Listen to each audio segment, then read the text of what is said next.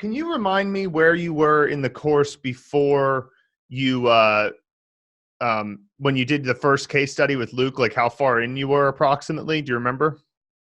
That was about 2 months ago, I guess. Yeah, it was definitely about 2 months ago. We talked about where I was in the course and what what moments just basically sort of sparked, wow, that sort of thing.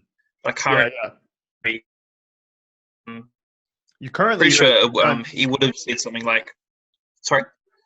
Yeah, currently you've done 1,619 lessons out of 2,000. So, oh wow, you've done really well. So I'm just trying to get a sense of how far you've gone in the past 2 months compared to where you started. Oh yeah.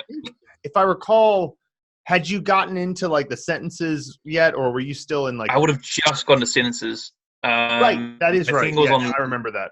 So you've made a lot of progress. Yeah, I would have just hit 13, 14. Yeah, thanks. I've just been doing this 5 characters a day thing. I've just been doing that for the past 2 months. So see, that's good. So that's your goal, 5 characters a day? Yeah, definitely. And I've mapped it out so that by September 4, I would have completed the course, and then hopefully would sort of find various materials or something beyond that. So been quite excited. So I assume that you just said to yourself, okay, 5 characters a day, you can definitely do it. And you can, like 5 characters, I assume, including all of the, whatever comes with it. So, some characters, like for example, I think the character E, which I don't know if you're probably right around that. I think it's level 34. But that character unlocks 14 words. So that one character could actually cause somebody to maybe spend like an hour on it if you were trying to do everything. But still, 5 characters a day seems like it's definitely manageable. And so did you think, okay, I'm going to do 5 characters a day and then just figure out, okay, how many days would that be then based on 592? Yeah. Initially, it was going to be how many characters do I need to be able to complete the course by the end of the year? But and that turned out to be about 3 characters a day. But But 3 characters was a bit difficult to manage because I would have to just go, okay, what is my target for today? Whereas 5 characters, I already know, that's an easy number to group. So I figured that'd be much easier to keep track of. Right. Flick back to the target as much, yeah. Yeah, perfect. That makes sense. So like that's a good way to go about it, and I think that Thanks. If anybody's watching this, they should take that advice because that's when you break it out. I used to do that all the time actually when I was learning characters. I would think, well, how many characters a day would I have to learn to ensure that I reach X goal by a certain day? It's like by giving it an actual date on the calendar, you end up preparing a lot more. My a friend of mine who's like my kind of workout buddy here, he said, I want to do this 50K Spartan race next year. And like, we haven't yet run a full marathon that's just running, and a Spartan race is like obstacles and stuff like that.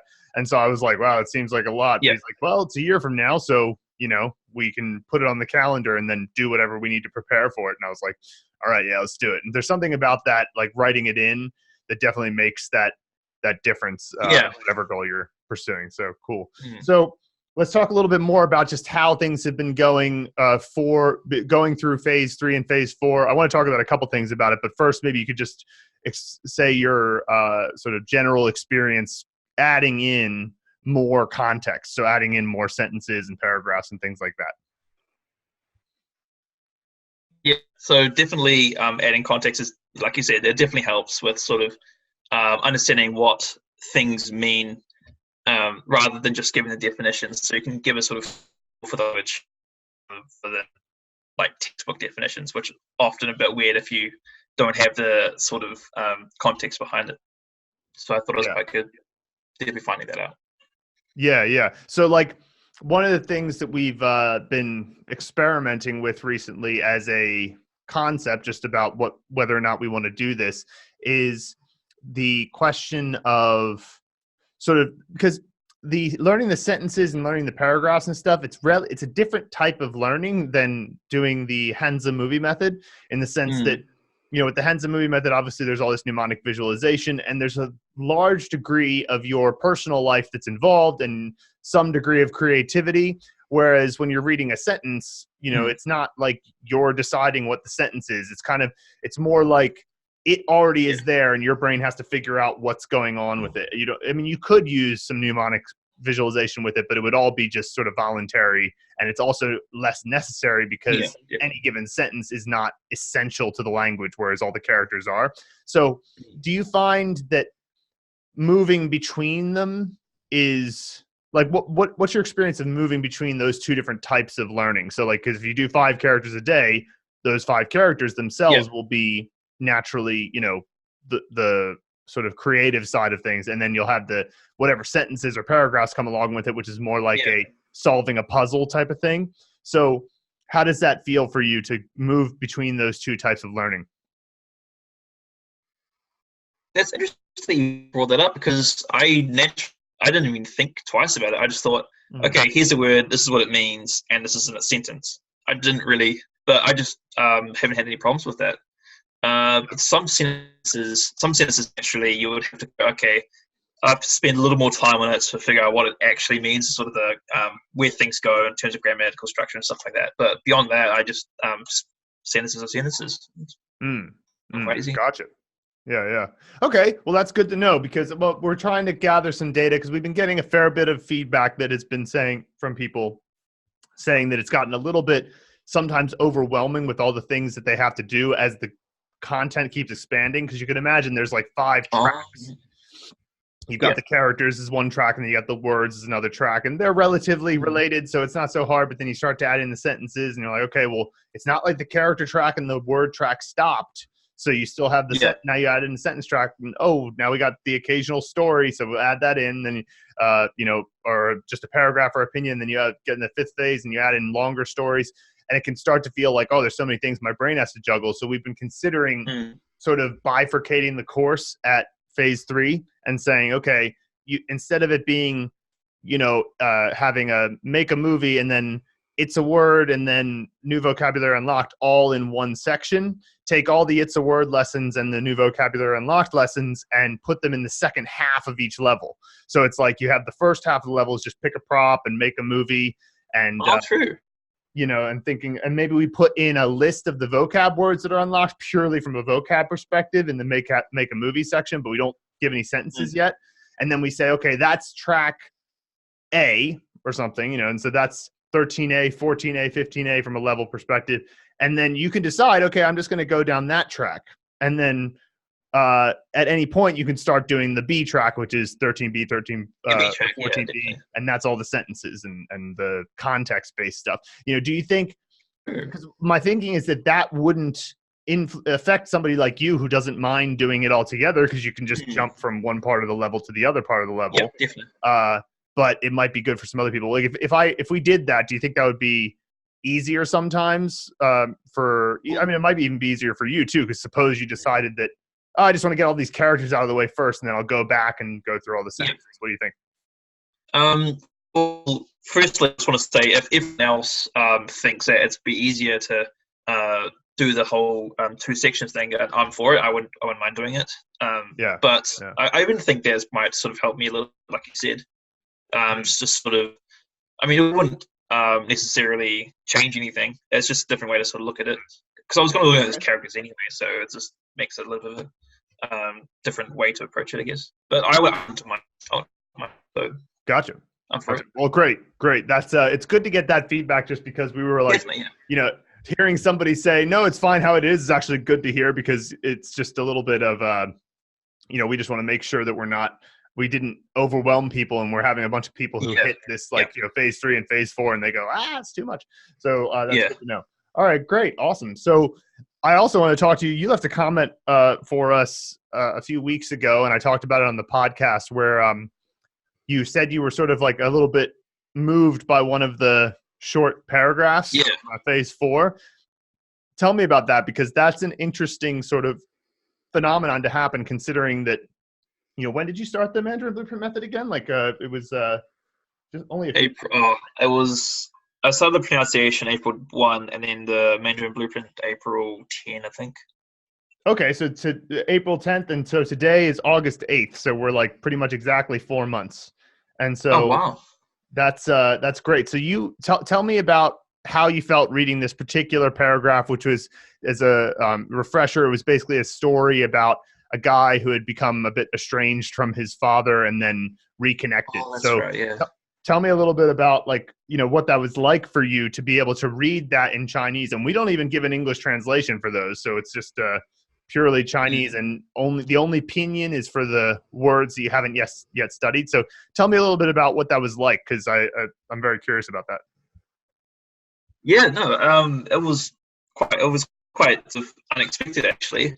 I was reading the sentences, but it was almost as if I had the rhythm of reading it from a native speaker, because I guess I've been listening to the sentences for a long period. So I sort of know how Annie and I can't remember the guy's name, Jerry, just talking to the flow of it. Yeah, Jerry, and just sort of the flow of it. And I was just reading it, and it just sort of clicked, like it could sort of, and the context of the sentences just go with it, and I just sort of flowed on. And I was just, I don't know, because of context, you sort of have an emotional connection to it, and because of that, I guess I just sort of felt moved by it, and even on a personal level as well. So, yeah. Cool. And I thought that what was really interesting about that type of story is I think it's almost like that type of story, and well done to Annie, by the way, who wrote that story. I thought, because she did a good job of kind of connecting with something that is a pretty common sort of theme that a lot of people go through in their lives, of like, they become somewhat estranged from their parents, and then they realize, oh, actually, like, I just was a bit like, it's like a late teenager, early 20s type of thing, independent streak type of thing. And she kind of, it's almost like an archetypal story. And then when you read that in the target language, it's like you get to see almost like, to give it a programming analogy, you go from one type of programming language to another to write the same program or something, or write a similar program. You go, oh, like that's how they do it here, and that's how they use the building blocks to create this. And sometimes that can feel very moving, because you realize there's even though the languages are totally different, there's some connection between them. There's some kind of universality to it. And so that's kind of pretty cool. And I was really excited that happened. And that's less than 4 months. You read a Chinese story and felt, actually, not just I understand it, but like, oh, this is like, meaningful on some level. So that's pretty cool. Yeah, definitely. Yeah, actually, that really puts into perspective. It's just been 4 months. That's crazy. Yeah, that's pretty cool. Yeah, it is funny how time works like that. It's like, it doesn't feel like it's only been 4 months, but because you've been, really involved in the, it probably feels longer to you. Am I getting that right? Yeah. So, cool. Well, I guess other things that I'm curious about as you've moved through the course is like how, obviously you've been sharpening the saw on the Hansa movie method. So like when you look at a character now, it must feel like pretty quick to break it down and make a scene out of it. So how's it going with the Hansa movie method? Do you feel like you're starting to become a bit of an expert at it? Yeah, definitely, without a doubt. Like I'll just see, set actors props. Okay. Oh, it's even too quick to even think about it really.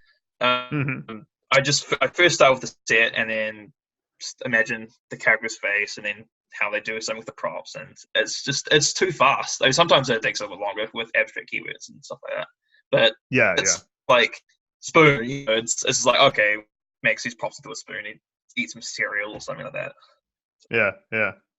Yeah, that's pretty cool how that can happen, and that's very encouraging, because when you get to the next phase of the course, when we expand, you should be able to go through that pretty quickly, and then you're going to get all these essential elements that are the real like meat of the language. When you finish the current phase 5, it's that's like the structure of the language. You got your foundational 80% of the language by frequency, which is kind of like having a really solid skeleton, but you got to get some meat after that, because then, understanding 80% of what you come across it's actually kind of a frustrating amount, because you understand so much, but you don't quite understand a lot of like the little things. So that's where, but the thing is, it doesn't really matter though, because you're where you'll be is going to be, a very exciting spot because it's like not nearly as much fog as it is at the beginning. And so when you move through that, if you're able to learn characters really quickly, that's the best thing you could do, because so much of the subtlety of the language is not really teachable. It's only you can only really live it, if that makes sense. Like you have to read, you have to kind of have the experience of talking to Chinese people, or, seeing the news and seeing, oh, they use this word in context. I was just having this, I was reading last night, and the reading was about, it was a fictional story, and the two characters were standing on these rocks that were jutting out of the sea. And it was really interesting to read because the author was describing, the rocks and how the waves were hitting the rocks, and, it was like a 海浪在脚下翻滚. That was one bit that was about what the wave was doing at the foot of the character, and that it was kind of sloshing back and forth, and they called that 翻滚. And I was like, okay, that's an interesting usage of those two characters. And then the next thing they said that sort of struck me as like, oh, this is something that you can only really get through context, is they used the idiom 参差不齐, which is two characters at the beginning that are not usually pronounced 参 or 次. And so it's like they're usually pronounced 参 and either cha or chai. And so it's like these super alternate pronunciations. But what stuck out to me about it, and what she was saying, was that the rocks were kind of like 参差不齐, means like piled up but not in any kind of order, right? So it's kind of like how rocks might be, right? And because I'm imagining this stuff in my mind, I went, oh, okay, I know what this situation is. And then when the idiom came up, I didn't even misread it. I saw immediately. I was like, oh yeah, that's definitely 参差不齐. And like I thought, oh, well, how did my brain do that?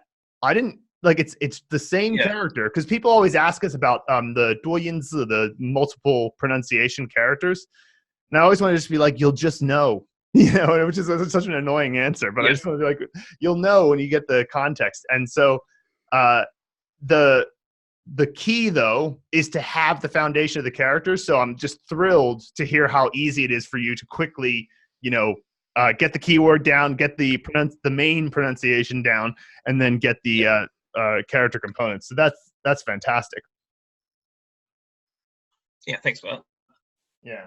So I have a question for you about the next phase of the character expansion, because we might want to get you involved in it, and other people like yourself who've gone really invested into the course. So when we make the character expansion, which we're making some progress on, and we might be ready to do something like this perhaps within the next few weeks. We'll see. There's always a lot of stuff going on, but here's what we're thinking. Once we solidify the order, we were thinking about there's a few different mediums by which we could do this, but we were thinking about having a kind of either a live stream, like a private live stream with some people from the course, or maybe just a shared Google Sheet or Google Doc or something. Where what we do is we say, okay, here's the character, here's the keyword, here's the props. What do you guys suggest as keyword connections or prop suggestions? And sort of preempt that process. At the moment, people are commenting on the course as it is, with Luke and my brain's, sort of thoughts about it already applied. But we were thinking, we could do that together this time. So if we did something like that, would you be interested in participating? Yeah, definitely. Yeah, it's good to hear sort of feedback from like multiple different people as well. Different perspectives. Yeah, it'd be really fun. I was thinking obviously we have the time zones of everybody in the world, so we might have to do like different times, but still we've got a fair few people in more of the Asia, Australia, Oceania side of the world, and then we have plenty of people in the US, so we could maybe pick out some times that are appropriate, and then Europe usually fits one of those two. So so cool, awesome. Well, that's really exciting, because I think that it's just strikes me as so cool that people like yourself and Ija and Sydney and Ryan, like these people who've been really, helping out, and, Chad and things like that. It's like, you guys are giving us a new resource towards making Mandarin learning that much faster. And it's, I can't describe how full of gratitude both Luke and I feel that, you guys are really engaging with the course and learning successfully. It's hugely motivating for us. And so, now when we originally made the course, we didn't have that resource. And so now we do. So that's really exciting. So today I'll probably leave it there because I just wanted to kind of check in with you. Do you have any questions that have come up for you that, you'd like to ask me about or things that you could use some guidance around? Not at this stage, but I can't think of anything right now. But if I do, I'll just flick you an email or something like that.